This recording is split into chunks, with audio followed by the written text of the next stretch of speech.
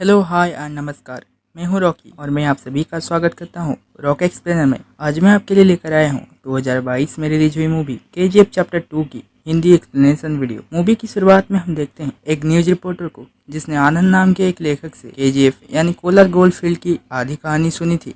उस आधी कहानी को आप पहले से ही केजीएफ चैप्टर 1 में देख चुके हैं। बाकी की कहानी वो लेखक आज उस न्यूज रिपोर्टर को सुनाने वाला था जिस कहानी को लेकर केजीएफ चैप्टर 2 बनने वाली थी। लेकिन तभी उस न्यूज रिपोर्टर को हॉस्पिटल से एक कॉल आता है। उसे पता चलता है कि आनंद जी को हार्ट अटैक आ चुका है और वो भी आईसीयू में है। इसीलिए वो उन्हें देखने के लिए तुरंत हॉस्पिटल चली जाती है। वहाँ डॉक्टर उन्हें बताते हैं कि अभी वो सीरियस कंडीशन में है।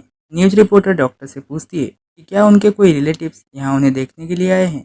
तो डॉक्टर उनसे कहते हैं कि उनका बेटा यहाँ आया हुआ है जिसका नाम है विजेंद्र इनगलगी। विजेंद्र उन्हें पूछता है कि आप मेरे पिताजी को कैसे जानते हो।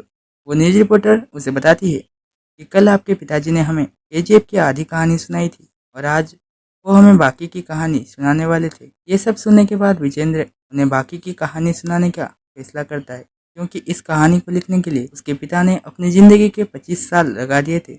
विजेंद्र उन लोगों को अपने पिता के लाइब्रेरी में ले जाता है। वहाँ वो उस किताब को ढूंढने लगता है जिसमें केजीएफ की कहानी लिखी हुई थी। खुशकिस्मती से उसे वो किताब भी मिल जाती है जिसका नाम है एल डोराडो और वो उन न्यूज रिपोर्टर्स को केजीएफ की कहानी सुनाने लगता है।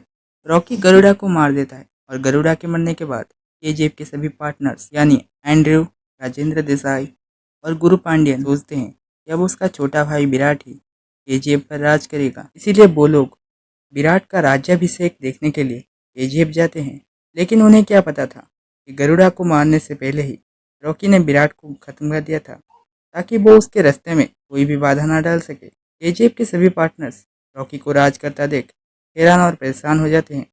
रॉकी ने रीना को अपने पास रख लिया था एंटरटेनमेंट के लिए। रीना उसे बिल्कुल भी पसंद नहीं करती थी। दूसरी तरफ कमल को अपने बहन के बारे में ऐसी बात सुनना अच्छा नहीं लगता, इसीलिए वो रॉकी को उल्टा पुल्टा सुनाने लग जाता है और गुस्से में आकर रॉकी उसे मार देता है। केजीएफ में काम करने वाले लोगों के लिए रॉकी कोई भगवान से कम नहीं था क्योंकि उसने उन्हें खाने के लिए खाना, रहने के लिए घर और शरीर खराब होने पर दवाई दिया था। उसने पुराने गार्ड्स को वहां से निकालकर उनके बदले केजीएफ के लोगों को ही गार्ड के रूप में वहां तैनात कर दिया। नेक्स्ट सीन में हमें फरमान नाम के एक लड़के को दिखाया जाता है जो केजीएफ में गार्ड का काम कर रहा था। केजीएफ के नए गार्ड्स को बंदूक चलाना नहीं आता था क्योंकि वो सब पहले मजदूरी करते थे। इसीलिए उन सबको बंदूक चलाना सिखाने के लिए रॉकी बानरम के पास जाता है। बानरम गरुड़ा का सेनापति था। वो गरुड़ा के लिए केजीएफ की सिक्योरिटी संभाल रहा था। रॉकी ने उसे अब तक बचा कर रखा था ताकि वो उसके सेना को ट्रेन कर सके और उन्हें और भी ज़्यादा ताकतवर बना सके। वानरम को जिंदा देखकर वहाँ के लोग डर जाते हैं क्योंकि उन्हें तो यही लगता था कि रॉकी ने उसे पहले ही मार दिया है। वानरम आउटपोस्ट 1 पर 300 गार्ड्स को तैनात कर देता है क्योंकि वह एक मेन गेट है, इसलिए वो वहाँ पर ज़्यादा से ज़्यादा सिक्योरिटी रखना चाहता था। रॉकी केजीएफ के मजदूरों को गार्ड बनाकर अपनी एक बहुत बड़ी सेना बना लेता है। रॉकी केजीएफ के सभी पार्टनर्स को कहता है कि सूर्यवर्धन और गरुड़ा ने इन सबको झूठ बोला है। केजीएफ में सिर्फ एक माइन है जबकि वहाँ पर तो 9 माइन्स है। उन्होंने ऐसा इसीलिए किया क्योंकि उन्हें उस एक माइन से बहुत सारा सोना मिल चुका था और वो केजीएफ पर लंबे समय तक राज करना चाहते थे। लेकिन हमारे रॉकी भाई निकले डेढ़सा ने उन्होंने 9 माइन्स को एक साथ खोल दिया और अपने मजदूरों के साथ खुद भी दिन रात मेहनत किया क्योंकि रॉकी भाई को 2 साल में ही इन 9 माइन्स में से सारा सोना निकालना था। इतने सारे माइन्स खोले जाने के कारण पहले तो वहाँ के सभी मजदूर उन माइन्स के अंदर जाने से डरते हैं क्योंकि उन्हें अब भी उन माइन्स के खौफनाक मंजर याद थे। लेकिन बाद में लोग अपने मालिक रॉकी को माइन के अंदर जाता देख खुद भी उसके पीछे चले जाते हैं। रॉकी भाई के घर में कुछ बच्चे उसकी गुणगान कर रहे थे लेकिन ये सब बात रीना को बिल्कुल भी पसंद नहीं आता, इसलिए वो उन बच्चों को वहाँ से चले जाने के लिए कहती है।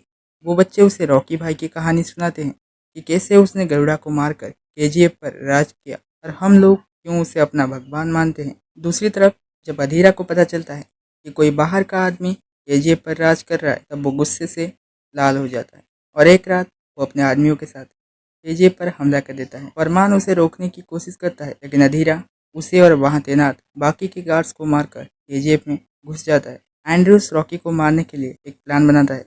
वो राजेंद्र देसाई की हत्या कर देता है ताकि जब ये बात रीना को पता चलेगा तब वह दौड़ते हुए उसके पिता के पास आ जाएगी और रॉकी भी उसके पीछे पीछे केजीएफ के बाहर चला आएगा जिससे उसे मारना बहुत आसान होगा। एंड्रयूस का प्लान काम कर जाता है और जैसे ही रीना को टीवी में उसके पिता की मरने की खबर मिलती है, ठीक तभी वो एक गाड़ी लेकर अपने पिता के पास जाने लगती है।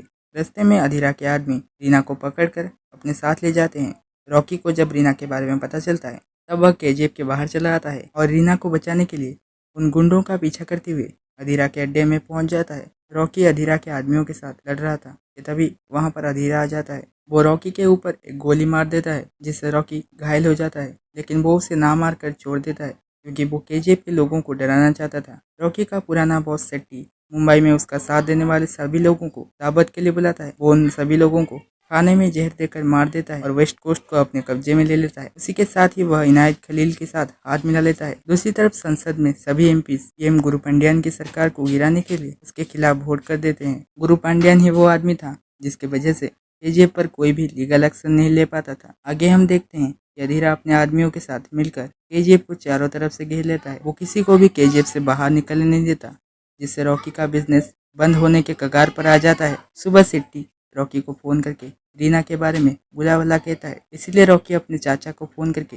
उन्हें उसका एक काम करने के लिए कहता है। रॉकी उन्हें कौन सा काम करने के लिए कहता है वो हमें थोड़ी देर में पता चल जाएगा। ठीक होने के बाद रॉकी बहुत सारा पैसा और सोना लेकर रीना के साथ हेलीकॉप्टर से दुबई चला जाता है। वो वहाँ इनायत खलील के साथ बिजनेस डील करने गया था, लेकिन इनायत खलील उसके लिए राजी नहीं होता। उसने पहले से ही सेट्टी से हाथ मिला लिया था, लेकिन उसे क्या पता था कि रॉकी ने सेट्टी के आदमियों को मारकर वेस्ट कोस्ट पर फिर से कब्जा कर लिया है। अब आप समझे, उस दिन रॉकी ने अपने चाचा को फोन करके मुंबई को कब्जे में करने की बात कही थी। जब इनायत को पता चलता है कि अब वेस्ट कोस्ट रॉकी के कब्जे में है, तब वो मजबूरी में आकर रॉकी के साथ डील कर लेता है और रॉकी उससे बहुत सारा कलाशनिकोव गन खरीद लेता है। केजीएफ लौटने के बाद वो अपने नए बंदूक की मदद से अधीरा के ऊपर हमला कर देता है, जिससे अधीरा के बहुत सारे आदमी मर जाते हैं और अधीरा बुरी तरह से घायल हो जाता है। लेकिन रॉकी उसे ना मारकर जिंदा छोड़ देता है, क्योंकि उसने भी रॉकी भाई को जिंदा छोड़ दिया था। उसके बाद रॉकी सभी एमपीज को डरा धमका कर गुरु पांड्यान की सरकार को गिरने से बचा लेता है और वो मुंबई जाकर अपने हाथों से सेट्टी का कत्ल कर देता है। गुरु पांड्यान रमिका सेन को मारने के लिए रॉकी को कहता है, लेकिन रॉकी भाई इसके लिए राजी नहीं हुए क्योंकि वो औरतों की खूब इज्जत करते थे। 3 साल बाद यानी 1981 के इलेक्शन में गुरु पांड्यान को हराकर रमिका सेन प्राइम मिनिस्टर बन जाती है। दरअसल रमिका सेन को लोग डिक्टेटर के नाम से बुलाते थे क्योंकि वो जुर्म और गैरकानूनी काम के खिलाफ लड़ती थी। रमिका सेन के प्रधानमंत्री बन जाने से सीबीआई ऑफिसर राघवन खुश हो जाता है, क्योंकि वो कई सालों से केजीएफ में इन्वेस्टिगेशन कर रहा था, लेकिन गुरु पांड्यान की वजह से उसके खिलाफ कोई भी एक्शन नहीं ले पाता था। जब रमिका सेन प्रधानमंत्री बन जाती है, तब मौके का फायदा उठाकर वो उसे केजीएफ में चल रहे इलीगल बिजनेस के बारे में बता देता है। एक दिन केजीएफ में एक राइटर छिपकर वहाँ की कुछ फोटोज क्लिक कर रहा था, तभी रॉकी के आदमी उसे ऐसा करता देख पकड़ लेते हैं, लेकिन रॉकी उसके ईमानदारी को देखते हुए उसे ना मारकर छोड़ देता है और अपने बारे में एक बायोग्राफी लिखने के लिए उसे कहता है। वो रिपोर्टर और कोई नहीं बल्कि आनंद इनगलगी ही था, जिसे हमने मूवी के शुरुआत में अस्पताल में देखा था। उसी ने रॉकी की बायोग्राफी लिखी है, जिसका नाम है एल डोराडो। दूसरी तरफ रमिका सेन राघवन को कहकर देश भर में मौजूद रॉकी के सभी गोदामों पर रेड करवा देती है, लेकिन उन्हें इससे कुछ भी नहीं मिलता क्योंकि देश भर में रॉकी के बहुत सारे खबरी मौजूद थे। इसलिए रेड पड़ने से पहले ही उन्होंने रॉकी को इस बारे में बता दिया था। हालांकि बेंगलुरु में रेड के दौरान सीबीआई के ऑफिसर्स को एक गोल्ड बिस्कुट मिल जाता है। जब रॉकी को इस बारे में पता चलता है, तब वो उसे लेने के लिए बैंगलोर के एक पुलिस स्टेशन में जाता है और वहां से गोल्ड बिस्कुट लेने के बाद वो एक बड़े से मशीन गन की मदद से उस पुलिस स्टेशन को उड़ा देता है। ये जानकर रमिका सेन रॉकी को पकड़ने के लिए अपनी स्पेशल फोर्स भेज देती है, लेकिन वो लोग रॉकी की इतनी बड़ी सेना को देखकर वहां से चले आते हैं। रमिका सेन टीवी में इनडायरेक्टली रॉकी को धमकी देते हैं, इसीलिए रॉकी अपना सबसे बड़ा प्लान एग्जीक्यूट करता है। वो सोने की सप्लाई को बंद कर देता है, जिस वजह से देश भर में गोल्ड का ब्लैक मार्केट पूरी तरह से बंद हो जाता है और सब रॉकी के खिलाफ हो जाते हैं। जब उसके चाचा उसे इस बारे में पूछते हैं, तो वो बताता है कि मेरा बाप एक शराबी था, इसलिए मेरी माँ उससे अलग हो गई। मेरी माँ ने खूब मेहनत करके मुझे पाला, लेकिन आखिर में वो इतनी तकलीफ नहीं झेल सकी और चल बसी। मरने से पहले उसने रॉकी से ये वादा लिया था कि वो दुनिया का सबसे अमीर आदमी बनेगा और गरीबों की सेवा करेगा। रॉकी उन सबसे कहता है कि वो अपने माँ का दिया हुआ वादा पूरा करने के लिए कुछ भी कर सकता है। जब उसकी माँ जिंदा थी, तब उसके बाप ने उसकी कोई भी देखभाल नहीं की थी, इसलिए उसने अपने बाप को अपनी माँ की कब्र को देखभाल करने का काम सौंप दिया। इनायत खलील के कहने पर एंड्रयूस अधीरा के पास जाता है। वो उसे माइन नंबर 3 का रास्ता बता देता है, ताकि अधीरा आसानी से केजीएफ में घुसकर रॉकी को मार दे। इन सब के बीच रीना, जो पहले रॉकी का मुंह तक नहीं देखती थी, वो उसे प्यार करने लगी थी, इसलिए वो दोनों शादी कर लेते हैं। दूसरी तरफ राघवन को रॉकी के खिलाफ कुछ एविडेंस मिल जाता है।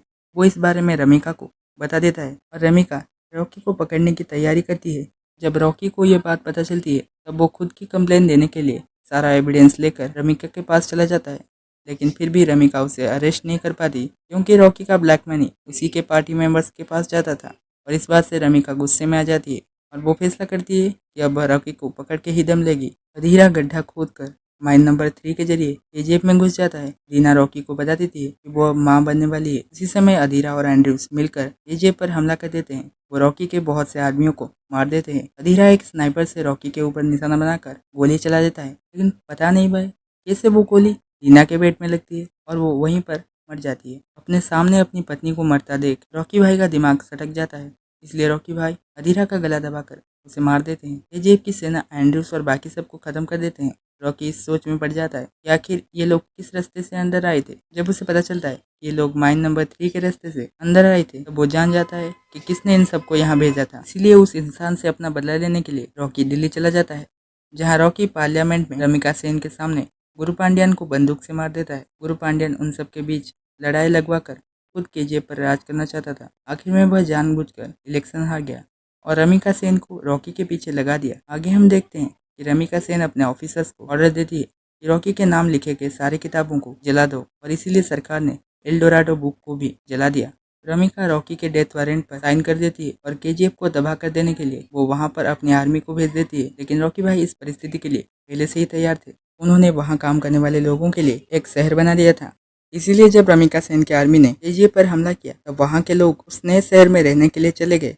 रमिका सेन की आर्मी को वहां पर ना रॉकी मिलता है और ना ही सोना, क्योंकि वो पहले से ही अपना सारा सोना छिपाने के लिए भारत महासागर में चला गया था। वो जानबूझकर अपनी शिप को नेवी के पास ले जाता है ताकि वो उस पर हमला करे, और होता भी यही है। वो लोग रॉकी के ऊपर मिसाइल्स फायर करते हैं, जिससे रॉकी अपने सोने के साथ समुद्र में डूब जाता है।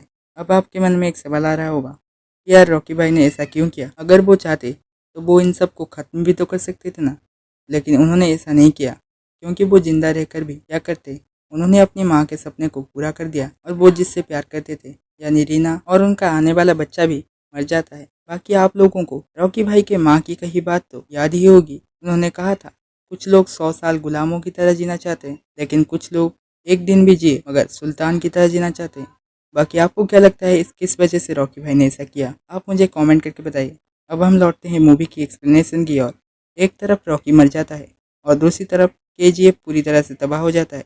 अमेरिका के सीआईए रमिका सेन से मिलकर उसे 1978 से लेकर 1981 के बीच रॉकी के द्वारा किए गए सभी जुर्म के सबूत देते हैं। आगे हम देखते हैं जब कहानी खत्म हो जाता है तब विजेंद्र और वो न्यूज रिपोर्टर्स वहां से चले जाते हैं। उनके जाने के बाद उस न्यूज रिपोर्टर के पियोन को केजीएफ चैप्टर 3 की एक किताब मिलती है, यानी आप लोग श्योर हो जाइए कुछ साल के बाद केजीएफ चैप्टर 3 भी आएगी। बाकी इस वीडियो को बनाने के लिए मुझे 10 दिन लगे हैं, लेकिन आपको लाइक करने के लिए 10 सेकंड्स भी नहीं लगेंगे, इसीलिए प्लीज़ इस वीडियो को लाइक कर दीजिए। मैं मिलूंगा आपसे एक और नई एक्सप्लेनेशन वीडियो में, तब तक के लिए बाय बाय।